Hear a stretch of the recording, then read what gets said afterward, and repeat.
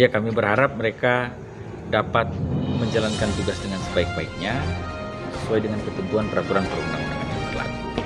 Ya.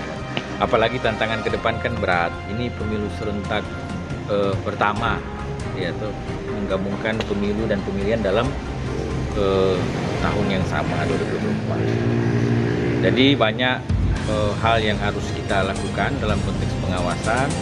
Intinya mereka kami berharap siap bekerja, yaitu siap bekerja sesuai dengan ketentuan peraturan perundang-undangan itu. Untuk pelantikan tadi jumlah berapa? Tadi Pak Iwin berapa? Dua. Ada di 2 kecamatan, Ya. di 3 kecamatan yang belum terpenuhi kuotanya. Karena, ada di 2 kecamatan karena apa? Memang kasusnya berbeda kan, terkait itu berbeda. Kita sementara akan buka lagi untuk 2 kecamatan, tapi yang 1 kecamatan itu karena ada laporan terkait dengan netralitas diduga sebagai anggota partai, maka kita pending dulu terkait dengan itu, dan untuk selanjutnya kita akan melakukan klarifikasi lagi kepada pihak-pihak terkait untuk lebih memuatkan kami untuk dia dapat dilantik. Kalaupun itu terpenuhi, kalau tidak terpenuhi maka kita akan membuka, kita akan berkoordinasi lagi dengan Bawaslu Provinsi terkait. Di mana saja itu Pak, di kecamatan? Di Languan Utara, di Tombulu, dan di Sonda. Atau ketegasan penting bagi Panwas yang baru dilantik. Ya, seperti yang saya sudah sampaikan tadi ya di sambutan, nanti ada mungkin recording dilihat. Intinya penting tetap menjaga integritas, punya insting, punya intuisi sebagai pengawas pemilu, ya kan, untuk bekerja. Ya. Dan banyak hal lagi nanti kita akan bekali mereka. Ini pemantapan, ini baru pemantapan, nanti ada bimtek lagi, baru ada rakor-rakor lagi, ada rakernis, ada banyak hal. Jadi itu himbauan kami ya, mereka bekerja penuh waktu secara serius dan memang betul-betul membaktikan diri untuk tegaknya keadilan pemilu. Saya rasa itu. Ada lagi.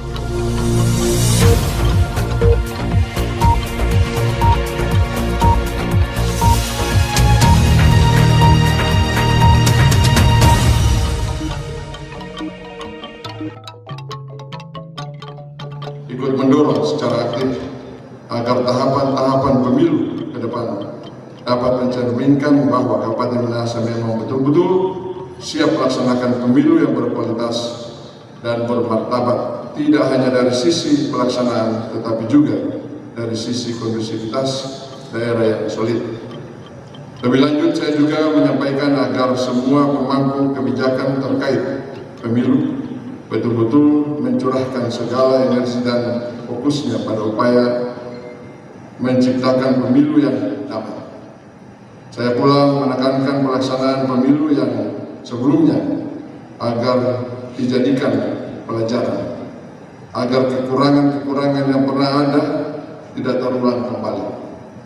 Bagaimana agar pesta demokrasi ini suasananya harus riang gembira, harus betul-betul dinikmati dengan baik, jujur, adil, dan demokratis. Kepada yang baru dilantik, saya ucapkan selamat dan pula mengingatkan kepada Bapak Ibu agar pencapaian ini dijadikan sebuah awal dari pencapaian untuk ke depan.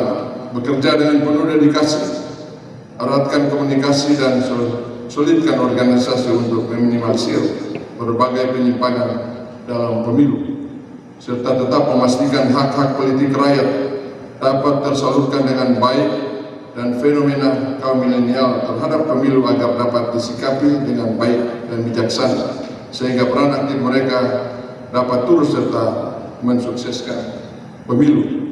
Harapan saya kepada anggota panitia pengawas pemilu kecamatan yang baru dilantik, ayo bekerja sama, berkolaborasi, bagaimana membangun demokrasi di Kabupaten Minahasa yang sudah baik ini tetap ditingkatkan terus sehingga menjadi lebih baik.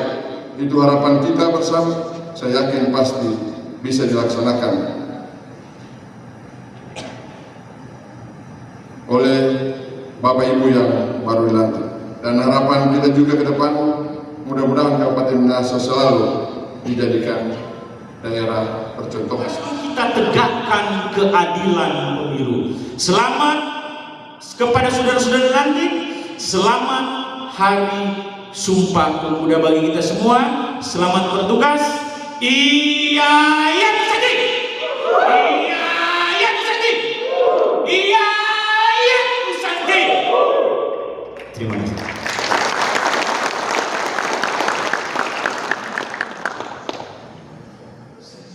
Ketua Bawaslu lantik Panwascam Sekabupaten Minahasa.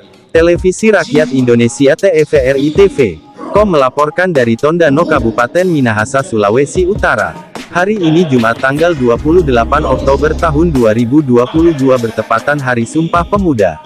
Badan Pengawas Pemilu Bawaslu Kabupaten Minahasa melaksanakan pelantikan dan pengambilan sumpah janji anggota Panitia Pengawas Pemilihan Umum Panwascam Sekabupaten Minahasa pada pemilu serentak tahun 2024, yang bertempat di Yama Hotel berbintang Tondano Minahasa. Sebanyak 72 anggota Panwascam dilantik dan diambil sumpah dan janji dalam melaksanakan pengawasan Pilkada 2024 mendatang.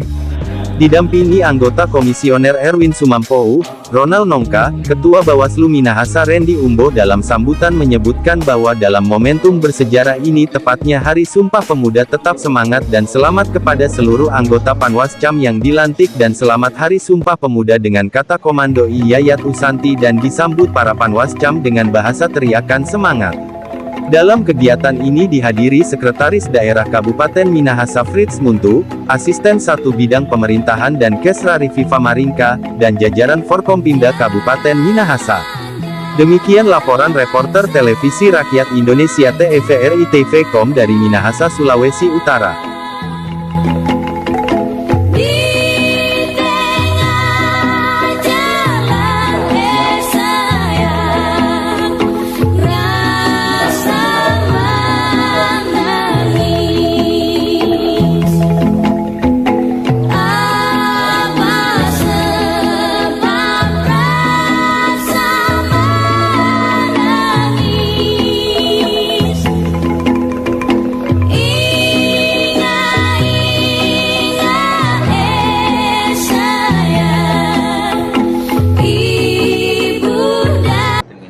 Harus mengacu pada petunjuk teknis, pedoman teknis yang dikeluarkan oleh Bawaslu RI. Selanjutnya kami bersyukur sekarang boleh lantik, karena pelantikan ini cuma boleh di rentang tanggal 27 sampai 29. Kita memilih 28, ini momentum Sumpah Pemuda kan. Jadi saya sampaikan di sambutan ini, sambutan tadi, ini ada momentumnya juga ya kan. Berarti ada pesan-pesan historis bagi para Panwaslu kecamatan bahwa dalam konteks semangat Sumpah Pemuda, yaitu ada spirit di situ, ada jiwa, ada roh kepemudaan di situ. Jadi kita memandang mereka bukan dari segi umur biologis, tapi dari umur ideologis. Ya, bagaimana membangun bangsa dan negara dalam konteks kesejahteraan, menyejahterakan warga Indonesia melalui misalnya demokrasi kan, negara Indonesia negara demokrasi. Yang sarananya lewat pemilihan umum, ya kan?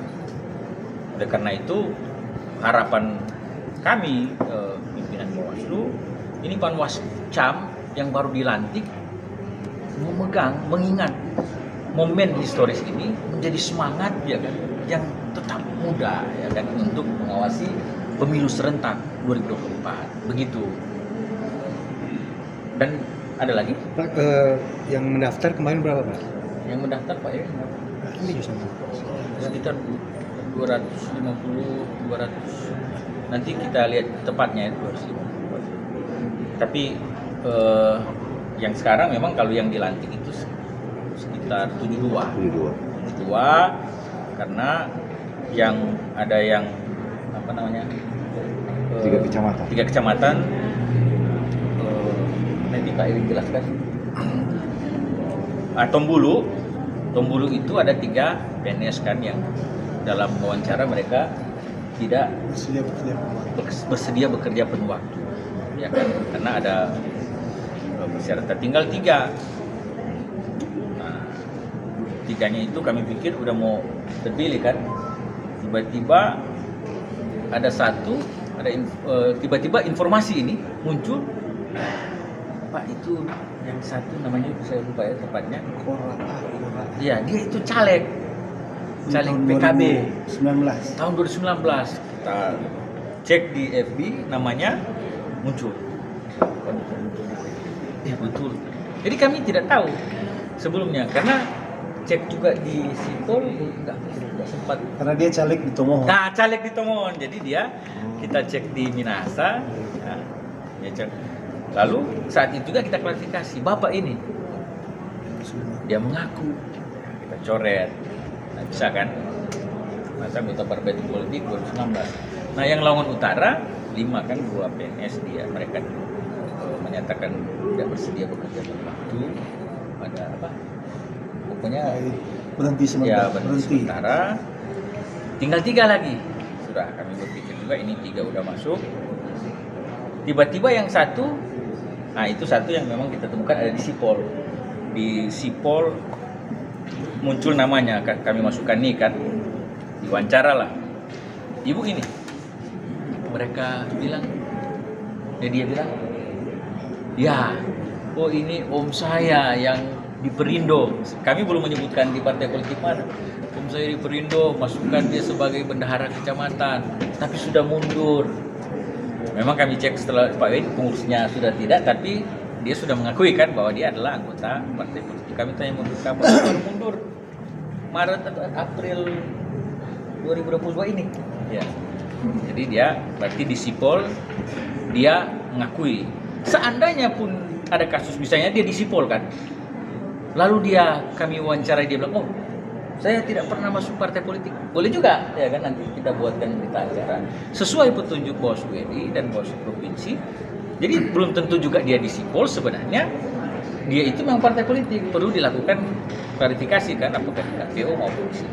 Nah, yang kasus Lamongan Utara itu dia sudah Sipol. Diakui. Tapi di wawancara diakui, dia bilang dia sudah bukan bendahara lagi. Ya, konteks kita kan bukan pada kepengurusan partai, tapi dia dalam persyaratan misalnya dia sudah 5 tahun mundurkan diri, paling tidak 5 tahun sebagai mundurkan diri sebagai anggota partai. Ya, itu yang kedua. Yang ketiga, yang sonder, mungkin Pak Ibu bisa tambahkan. Terkait sonder, memang ada tanggapan masyarakat ke kita yang masuk ke kita hanya lewat memang bisa lewat WhatsApp atau website kita. Tapi yang kita harapkan dia menyampaikan langsung karena ada formulir yang harus diisi. Tapi tetap kita tindak lanjuti laporan tanggapan masyarakat tersebut pada saat wawancara. Pada saat wawancara kita klarifikasi yang bersangkutan terkait bukti yang disampaikan ke kita bahwa dia katanya event organizer pada saat kegiatan partai. Kedua, kita cek di Sipol, dia juga tidak terdaftar di Sipol, sistem informasi partai politik kan yang kita beri. Maka berdasarkan itu kita lewat mekanisme selanjutnya kita ingin memastikan lagi. Setelah kita tetapkan, ternyata ada laporan masuk ke Bawaslu Provinsi, bukan ke Bawaslu Minahasa. Ini laporannya ke Bawaslu Provinsi. Maka atas petunjuk Bawaslu Provinsi kita tindak lanjuti. Kemarin kami sudah berupaya untuk mengecek lagi ke KPU, diterima oleh Kadif Teknis Pak Isku Boruskantu dan Pak Kasubag, mengecek lagi terkait dengan keanggotaannya di Sipol ataupun kepengurusannya kalau dia terdaftar di pengurus. Tidak terpenuhi, menurut mereka dia tidak ada di data situ. Kami juga melakukan klarifikasi ke partai yang bersangkutan. Dijelaskan juga, dilihat dari Sipol partai dia tidak terdaftar. Selanjutnya kami memastikan ke Kesbangpol Kabupaten Minahasa, kebetulan kabitnya langsung proaktif menyerahkan SK dan kami menanyakan kalau ada terkait data keanggotaan, ternyata tidak.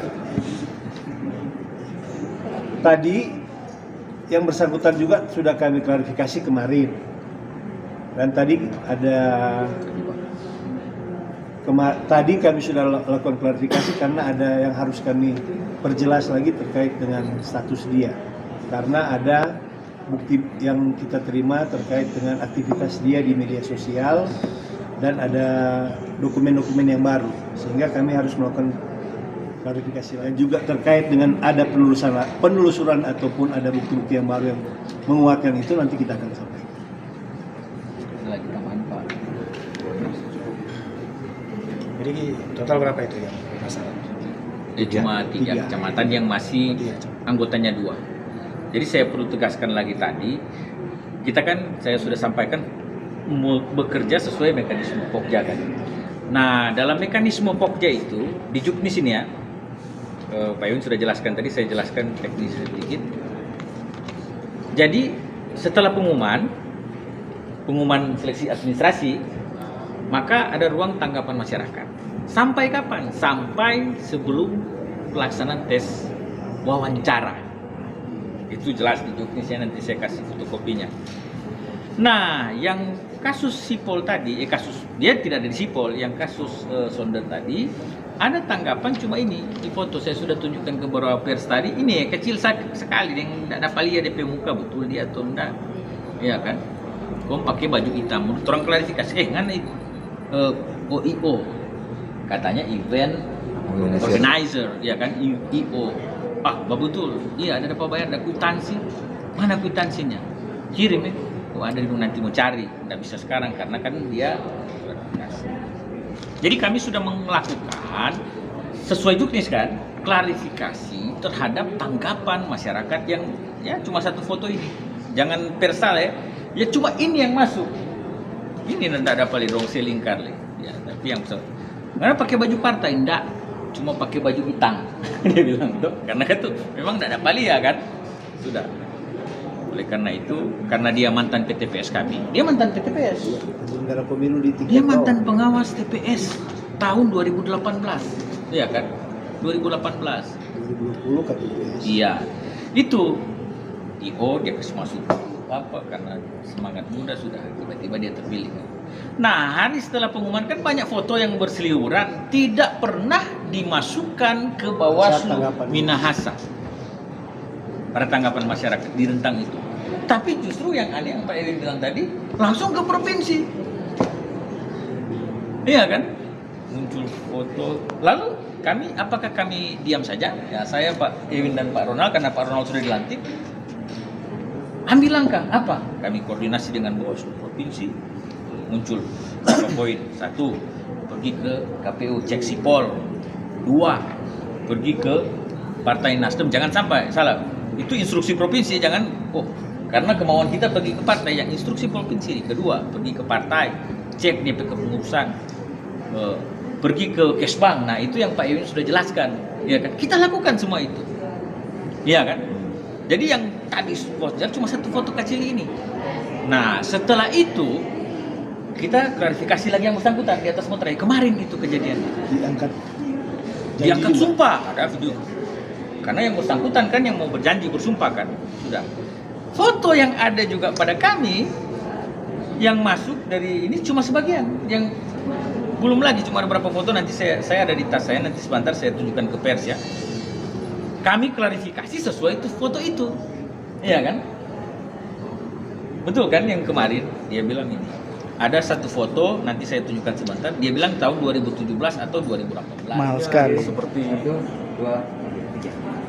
tentunya seperti yang disampaikan oleh Pak Ketua tadi dalam sambutannya, kita berharap rekan-rekan Panwaslu Kecamatan ini mampu melaksanakan tugas dan tanggung jawab yang diberikan kepada mereka, tentunya dengan tidak melanggar undang-undang. Dan harapan kami juga mereka bisa lebih meningkatkan kualitas pengawasan di kecamatan.